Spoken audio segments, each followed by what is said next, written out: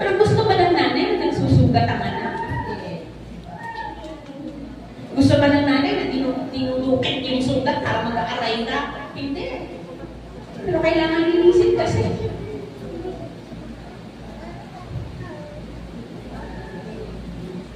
Sabi ang Diyos sa'yo na bitawan mo to, kalimutan mo na to, ipaubaya mo na to, magbago ka na nito, alisin mo na yung ganitong ugali.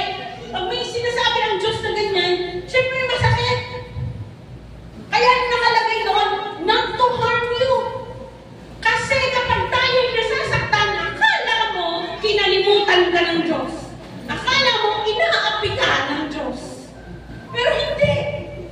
Yes, it hurts. Sabi ng Lord, oo, masakit. Pero huwag ka mag-alala, hindi mo kayo papakama. Yung bata na tinuturuan ng magulang. Yung kahit na pagod, lakad. Diba? Pag bata, naglalakad, lakad. Yung bata, takot naman. Hindi, lakad. Pag natumba, iiyak yung bata na sugatan. Nasa klodo naman si magulang. Uulitin ulit. Sige, ulit. Lakad. Yes, it hurts. Pero hindi ipapahamak ng pain na yun. Kaya sinabi to prosper you and not to harm you kasi alam ng Diyos may pain. Pero gusto ng Diyos ipaunawa sa iyo para makabalik ka doon sa original plan. Kailangan mong mag-endure o kailangan mong pagtagumpayan yung sakit na yan. Bakit? Hindi ka naman ipapahamak ng Diyos.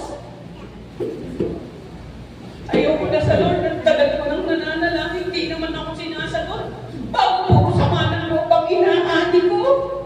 Nakarinig ako ng ganyan.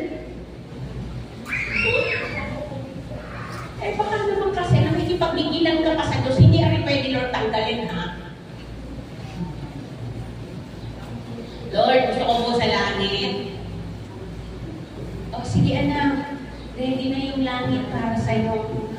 Tanggalin mo na to, hindi ito pwede sa langit eh. Si Lord naman, iba na lang. Iba na lang tanggalin mo. Huwag naman yun. Tama?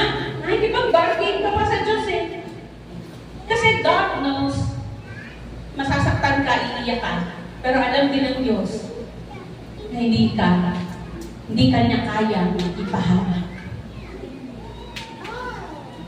Pag inuutosan ng magulang ang mga anak na maglaba, mag-inis, maghugas ang pinggan, magwalis, maglahat na, gumawa ng assignment, hindi naman actually sila pinapupusahan kahit ang magulang ay tingin na pagod na.